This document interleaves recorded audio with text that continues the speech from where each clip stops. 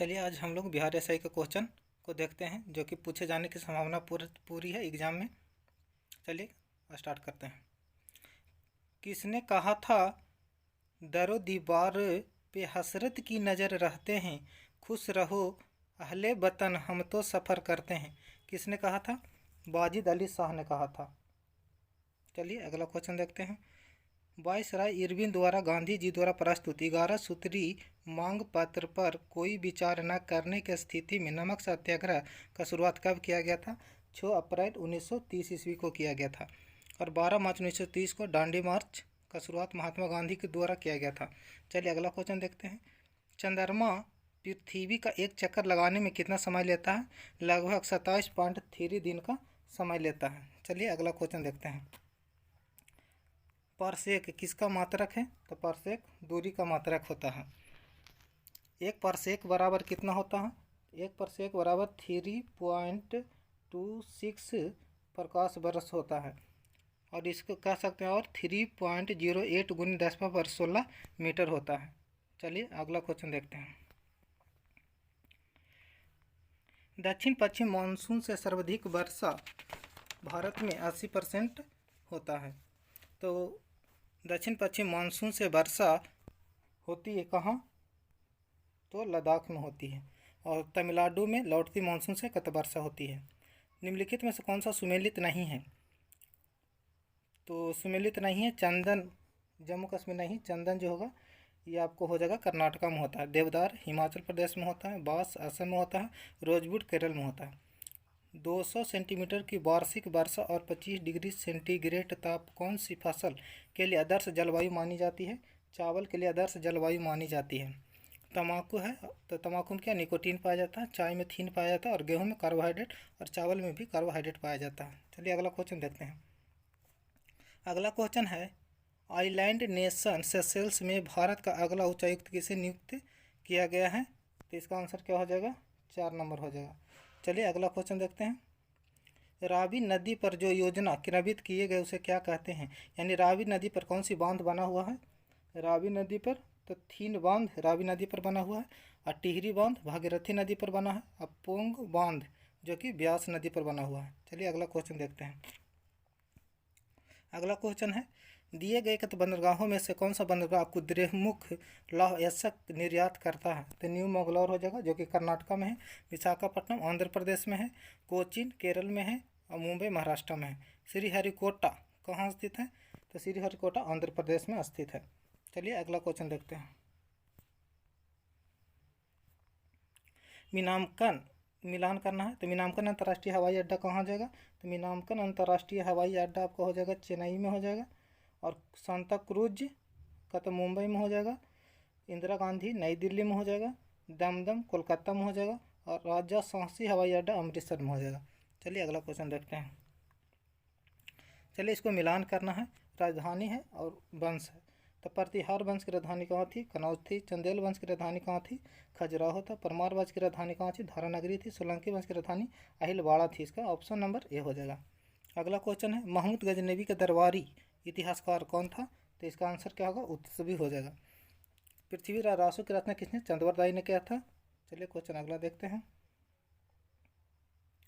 प्रशासन के क्षेत्र में निम्नलिखित में कौन सी इल्तुतमिश का देन है? तो इसमें कौन सा हो जाएगा? इक़्तिदारी व्यवस्था, सैन्य संगठन, मुद्रा प्रणाली और सभी हो जाएगा इसमें आंसर। चलिए अगला देखते हैं। कृष्णदेव राय ने अमुक्त मालदे नामक प्रसिद्ध ग्रंथ की रचना किस भाषा में किया था? तो तेलुगु भाषा में किए थे। मलयालम केरल में बोली जाती है, तमिल तमिलनाडु में बोली जाती है, कन्नड़ कर्नाटका में बोली जाती है। चलिए अगला क्वेश्चन देखते हैं। निम्नलिखित में से किस भक्ति संत ने अपने संदेश के प्रचार के लिए सबसे पहले हिंदी का प्रयोग किया था? तो हिंदी का प्रयोग कितने? रामानंद ने किए थे। तुलसीदास ने कौन सी पत्रिका लिखे थे? तो तुलसीदास विनय पत्रिका लिखे थे तुलसीदास ने। चलिए आगे देखते हैं। अगला क्वेश्चन है अकबर के शासनकाल में महाभारत की फारसी भाषा में अनुवाद किया गया था, वह किस नाम से जाना जाता है? तो वह रजम नामक नाम से जाना जाता है। महाभारत का युद्ध 18 दिन तक कत चला था। चलिए अगला क्वेश्चन देखते हैं। संविधान की संकल्पना का उद्भव सबसे पहले कहाँ हुआ था? तो सबसे पहले कहाँ हुआ था? अमेरिका में हुआ था। कब हुआ था? अमेरिका में हो गया था 1787 ईस्वी में हुआ था। सबसे बड़ा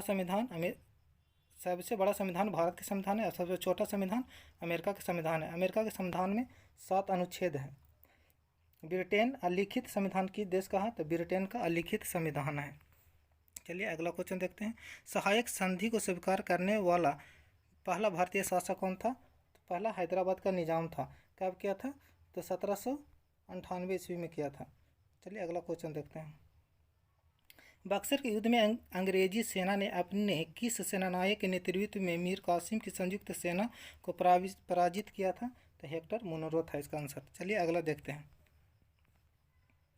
सिंधु सभ्यता का संबंध कहते किससे था? तो सिंधु सभ्यता का संबंध अर्ध ऐतिहासिक युग से संबंधित था।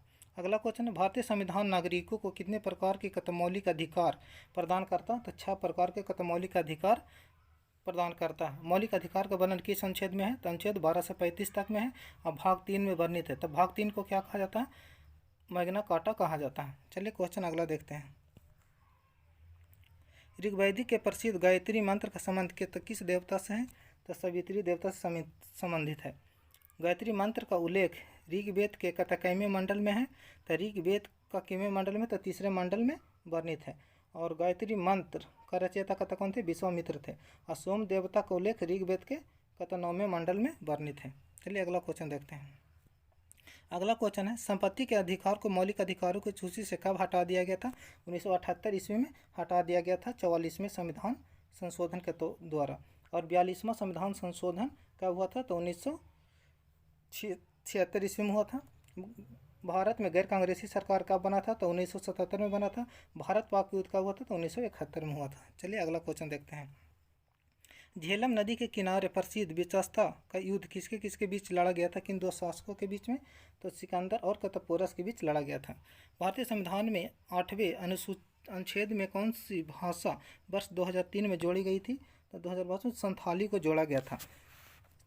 तो 2003 में 92वां संविधान संशोधन के तहत संथाली, मैथिली, बोडो और डोगरी को जोड़ा गया था। और कोंकणी, मणिपुरी और नेपाली को 71वां संविधान संशोधन के तहत 1992 में जोड़ा गया था। और सिंधी भाषा को 1967 ईस्वी में 21वां संविधान संशोधन के तहत जोड़ा गया था। और जिस समय भारत का संविधान लागू हुआ था उस समय भारत में 14 भाषा थे।